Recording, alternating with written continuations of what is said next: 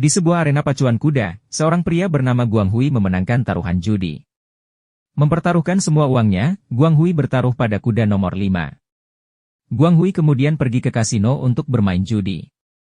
Dengan beberapa kali permainan, ia mampu memenangkan judi poker hingga 70.000 dolar Hong Kong. Saat itu, seorang pria pemilik kasino bernama Bos Rui melihat permainan Guang Hui dari kejauhan. Di sana Guang Hui sedang bersama kedua temannya yang bernama Paman Hua dan Fat Dog. Paman Hua memperingatkan Guang Hui untuk berhenti bermain, karena uangnya sudah cukup untuk membayar hutang kepada rentenir.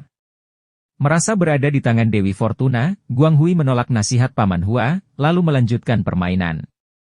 Ketika Guang Hui mendapatkan kartu yang bagus, ia mempertaruhkan semua uangnya. Namun, ternyata lawannya memiliki kartu yang lebih baik, membuat Guang Hui menjadi kalah dan tumpur. Melihat hal itu Guang Hui marah, lalu meninggalkan tempat itu dengan kekalahan. Ketika berjalan di keramaian, tanpa sengaja ia bertemu dengan mantan istrinya yang bernama Lixi. Melihat hal itu, Guang Hui tampak tidak senang dan meninggalkannya. Keesokan harinya, Guang Hui tampak menunggu seseorang di tempat potong rambutnya. Fat Dog bertanya kepadanya, apakah dia khawatir dengan rentenir yang datang untuk menagih hutangnya. Guang Hui mengatakan tidak perlu khawatir, karena Paman Hua telah menyisihkan 10.000 dolar dari perjudian semalam, untuk membayar bunga utang mereka. Seorang pelanggan datang. Dia adalah Park Chong, seorang guru dan juga teman sekolah Guang Hui. Dia bermaksud untuk memotong rambut di sana. Alih-alih memotong rambutnya, Guang Hui malah memberinya wig agar dia terlihat keren dan bisa mulai menarik perhatian wanita pujaannya.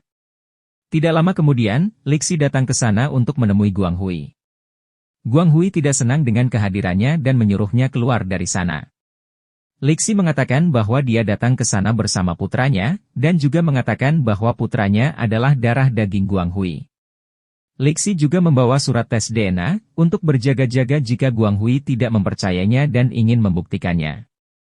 Lixi ingin menitipkan putranya yang bernama Liang di sana selama 1 bulan, dan memberikan uang sebesar 50.000 dolar Hong Kong. Liang kemudian masuk dan duduk di kursi potong rambut dengan earphone di telinganya. Setelah itu Lixi meninggalkan mereka. Guang Hui kemudian menyuruh Paman Hua untuk memotong rambut Liang. Namun saat hendak dipotong, Liang mengamuk. Bahwa karena pesan ibunya, Guang Hui lah yang akan memotong rambutnya. Liang hanya mengingat pesan terakhir ibunya yang membuatnya mengamuk ke sana kemari. Sehingga membuat barang-barang yang ada di sana berantakan.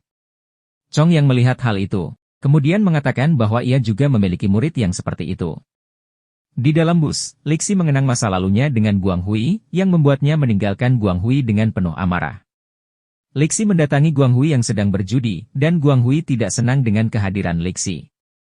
Dia marah dan menyiramkan air ke wajah Lixi, yang membuatnya pergi meninggalkan Guang Hui. Guang Hui yang melihat hal itu berusaha mengejarnya. Namun ia dihentikan oleh para penagih hutang yang sedang mencarinya. Beberapa waktu kemudian, Chong datang bersama seorang wanita bernama Angelina atau Nona Ma. Dia adalah seorang pekerja di dinas sosial. Setelah melihat kondisi Liang, Nona Ma kemudian mengatakan bahwa Liang mengidap autisme, namun bukan autisme yang parah, dan masih bisa berperilaku layaknya orang normal lainnya. Dia juga mengatakan bahwa di ponselnya terdapat catatan dan alarm yang dipasang untuk mengingatkan Liang akan aktivitasnya sehari-hari. Orang gemuk yang membaca kartu identitas Liang mengatakan bahwa dia adalah pembawa keberuntungan atau jimat keberuntungan, karena Liang lahir dalam sio kelinci dengan horoskop Aries. Kemudian Nona Ma mengatakan bahwa jika mereka tidak mampu merawat Liang, dia akan menghubungi dinas sosial untuk membawa Liang ke tempat penampungan. Mendengar hal itu, Guang Hui berusaha untuk bersikap baik, karena Liang adalah sumber penghasilannya. Guang Hui kemudian membawa Liang ke rumahnya yang berantakan. Guang Hui kemudian memberinya sekantong plastik mie instan, untuk dimakan dan menyuruh Liang untuk memasak sendiri. Dia juga mengatakan bahwa jika bukan karena uang ibunya, Guang Hui akan mengusir Liang dari sana. Guang Hui kemudian pergi ke kasino untuk bermain judi, karena dia telah mendapatkan uang segar dari Lixi. Malam itu, mereka mencoba banyak permainan judi, dan untungnya, apapun judi yang mereka mainkan, mereka selalu menang. Keesokan harinya, Guang Hui kembali ke rumahnya. Dia terkejut melihat kondisi rumahnya yang bersih, karena Liang telah merapikan semua barang yang ada di sana. Melihat hal itu, Guang Hui merasa senang karena Liang berguna. Liang mendapatkan alarm yang mengingatkannya untuk makan. Guang Hui kemudian mengajaknya makan enak di sebuah restoran, karena hatinya sedang senang. Tapi dia hanya makan mie di sana. Guang Hui kemudian membawanya ke tempat pijat refleksi. Dia juga membawa sebuah kartu, untuk membuktikan apakah Liang benar-benar anak yang beruntung baginya.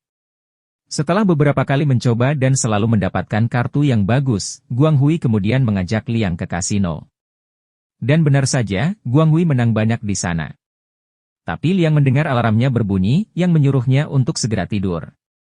Meskipun Guang Hui menahannya, namun peringatan itu tetap membuat Liang benar-benar ingin segera keluar dari sana. Ketika Guang Hui sedang tertidur, dia dibangunkan oleh preman yang dibawa oleh Taisi, seorang rentenir yang ingin menagih hutangnya. Taisi menagih hutangnya sebesar $85.000, karena tahu bahwa Guang Hui menang banyak karena berjudi. Kemudian Guang Hui membayar semua hutangnya. Setelah mereka pergi, Guang Hui membangunkan Liang untuk mengajaknya bermain judi. Namun Liang tetap tertidur. Guang Hui memutuskan untuk bermain judi di sana sendirian dan hal itu membuatnya kalah banyak, yang saat itu dilihat oleh Taisi. Di pagi hari, Liang terbangun. Dia melihat seekor tikus di sana dan itu membuatnya takut. Dengan menggunakan sapu, dia mencoba menangkap tikus itu dan membuat seluruh rumah berantakan. Ketika Guang Hui masuk ke dalam rumah, dia melihat kekacauan itu. Guang Hui marah, karena dia telah kalah berjudi ditambah lagi melihat rumahnya berantakan. Guang Hui kemudian melampiaskan semuanya kepada Liang, dengan menggunakan ikat pinggangnya. Ia mencoba menebas Liang. Liang yang melihat ponselnya terjatuh berusaha mengambilnya. Namun ia terjatuh dan kepalanya membentur meja, membuatnya berdarah. Guang Hui terkejut dan juga Chong yang tiba-tiba masuk ke sana. Mereka kemudian membawanya ke dokter untuk menyembuhkan Liang. Nona Emma yang ada di sana, mengatakan kepada Chong bahwa lebih baik membawa Liang ke pusat pelayanan sosial.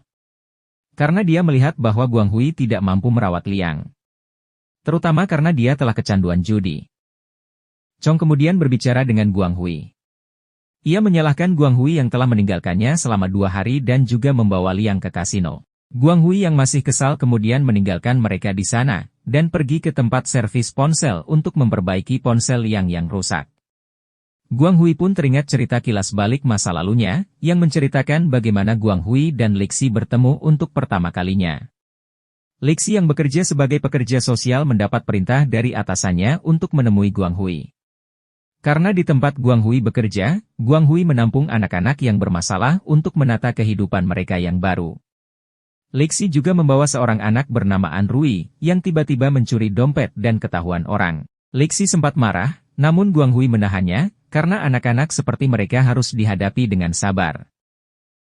Beberapa waktu kemudian, Guang Hui melihat Lixi yang sedang diancam oleh seseorang. Ternyata, An Rui tertangkap basah sedang menjual narkoba dari orang tersebut. Guang Hui kemudian menghampiri orang tersebut dan meminta untuk melepaskan mereka. Jika tidak, maka polisi akan datang ke tempat ini. Mereka kemudian pergi dari sana. Beberapa hari kemudian, Guang Hui juga ikut berolahraga bersama mereka semua. Saat mereka sedang berlari, Guang Hui mengungkapkan perasaannya kepada Lixi dan memintanya untuk menikah dengannya. Dan permintaan itu pun disetujui. Cerita kembali ke masa sekarang. Sesampainya di rumah, Guang Hui meminta maaf atas perbuatannya dan meminta Liang untuk membalasnya. Tapi dengan syarat jangan melukai wajahnya dengan botol. Liang kemudian memukul kepalanya hingga berdarah dan pingsan. Setelah mengobati luka di kepalanya, mereka kemudian pulang dengan menaiki bus. Guang Hui penasaran dengan musik yang selalu didengarkan Liang dengan menggunakan earphone. Ketika Guang Hui mendengarkannya, ternyata itu adalah rekaman suara dari Lixi, yang membuat Guang Hui tersentuh. Keesokan harinya, mereka menjadi semakin dekat. Guang Hui juga merekam putranya dan bergaya seperti Bruce Lee. Mereka kemudian menghabiskan waktu bersama, layaknya seorang anak dan ayah. Saat mereka makan bersama di sebuah warung, Guang Hui bertanya kepada Liang di mana ayahnya. Liang mengatakan bahwa dia telah bertanya kepada ibunya berkali-kali. Namun, ia hanya mendapat kemarahan dari ibunya hingga ia tidak ingin menanyakannya lagi. Saat berada di tempat potong rambut Guang Hui, Liang sibuk dengan kegiatannya merapikan dan membersihkan tempat tersebut. Ketika mereka sedang bersenang-senang, Taisi masuk bersama anak buahnya dengan maksud untuk menagih hutang. Paman Hua pun terkejut karena Guang Hui belum melunasi hutangnya. Guang Hui mengatakan bahwa dia telah melunasinya, tapi dia meminjam $50.000 lagi saat berjudi. Mereka akhirnya memberikan $2.000 sebagai bunga dari utang tersebut. Tiba-tiba, dari belakang Liang memukul kepala Taisi dengan cermin. Melihat hal itu, Guang Hui menyuruh Liang untuk lari dari sana. Mereka semua pun akhirnya berlari terbirit-birit meninggalkan Faizi dan anak buahnya. Dan saat mereka tiba di sebuah bukit, di sana Chong menyuruhnya untuk menelepon polisi. Namun ia tidak mau dan memilih untuk menyelesaikan masalahnya sendiri, dan meminta Chong untuk menjaga Liang. Sesampainya di tempat potong rambut, Guang Hui memohon kepada Taisi untuk memaafkan anaknya. Namun ternyata, Liang dan Chong juga tertangkap oleh anak buah Taisi. Guang Hui meminta maaf dan menyuruhnya untuk memukuli dirinya sendiri sampai mati. Setelah memukuli Guang Hui beberapa kali, Taisi kemudian berniat untuk membalaskan dendamnya kepada Liang. Guang Hui yang melihat hal ini, kemudian mengambil pisau cukur dan menyandera Taisi. Tiba-tiba, dari luar ada seseorang yang masuk, yang ternyata adalah Bos Rui, yang membuat Taisi dan anak buahnya tunduk dan takut padanya. Bos Rui mengatakan bahwa dia ingin potong rambut di sana. Dia juga mengatakan bahwa tempat ini adalah tempat dia biasa memotong rambut. Saat ingin memotong rambutnya, Bos Rui mengatakan untuk memanggilnya An Rui, yang ternyata adalah seorang anak yang dulunya ditampung oleh Guang Hui. Keesokan harinya, tempat pemotongan rambutnya menjadi heboh. Chong mengatakan kepada Guang Hui bahwa anak autisnya melakukan gerakan yang berulang-ulang. Dia juga mengatakan bahwa saat mereka berlari dikejar oleh anak buah Taisi kemarin, Liang berlari dengan sangat kuat dan cepat. Chong kemudian menyarankan Guang Hui untuk mengajaknya berlatih lari jarak jauh. Keesokan harinya, Guang Hui dan Liang datang menemani Chong yang sedang melatih murid-muridnya. Chong meminta Liang untuk mengikuti mereka. Namun dia tidak mau ikut berlari, karena melihat Guang Hui hanya diam saja. Liang kemudian menariknya dan mengajaknya berlari, membuatnya lemas dan terjatuh di sana. Setelah beberapa waktu, mereka sering berlari dan menghabiskan waktu bersama. Mereka juga sering berfoto dan mengabadikan momen tersebut. Ketika sedang berlari, mereka tidak sengaja melewati sebuah videotron yang menunjukkan sebuah gurun. Liang berkata bahwa gurun pasir adalah tempat yang sangat disukai ibunya. Saat itu sudah hari ke-29. Sebelum menyerahkan Liang kembali ke ibunya, Guang Hui memotong rambut Liang. Guang Hui kemudian bertanya bagaimana perasaanmu saat ini. Liang kemudian mengatakan bahwa dia tidak ingin berpisah dengannya. Chong kemudian masuk dan membawakan makanan untuk mereka. Ketika mereka sedang makan, ponsel Liang berdering. Guang Hui menerima telepon itu dan terkejut. Dan langsung pergi ke sebuah kamar rumah sakit. Mereka kemudian mengetahui bahwa Lixi menderita kanker perut, dan dia tidak memiliki waktu yang lama untuk hidup. Liang kemudian tidur di samping ibunya dan memintanya untuk bangun. Tidak lama kemudian, Lixi pun terbangun. Setelah mengucapkan beberapa patah kata kepada Liang, dia tersenyum bahagia kepada Liang dan Guang Hui yang ada di sana. Kemudian Lixi pun meninggal, meninggalkan mereka semua. Beberapa waktu kemudian, Liang dan Guang Hui sampai di rumah Lixi. Di sana Guang Hui sepertinya bisa melihat masa lalu, bagaimana Lixi dan Liang tumbuh besar, dan bagaimana dia merawat Liang. Guang Hui kemudian bertemu dengan Bos Rui. Rui kemudian memberikan sebuah cek yang berisi uang, dan juga tempat untuk Liang tinggal. Namun Guang Hui mengatakan bahwa dia harus tinggal bersamanya karena dia adalah ayahnya. Liang sudah bisa merawat dirinya sendiri, dan mungkin dia bisa merawatnya ketika dia sudah tua. Sementara itu, Liang merasa sedih karena kehilangan ibunya. Dia tampak malas untuk melakukan kegiatan apapun. Guang Hui bertekad untuk berlari setelah melihat videotron gurun. Dia terus melatih dirinya sendiri. Pagi, siang, dan malam selalu berlatih lari. Saat itu, untuk pertama kalinya, Liang akhirnya memanggil Guang Hui dengan sebutan ayah. Tibalah saatnya perlombaan maraton diadakan. Guang Hui dan Liang pun ikut serta dalam perlombaan tersebut, begitu juga Chong dan Nona Ma. Saat sedang berlari, Liang terjatuh. Guang Hui kemudian menolongnya, hingga mereka mencapai garis finish bersama-sama.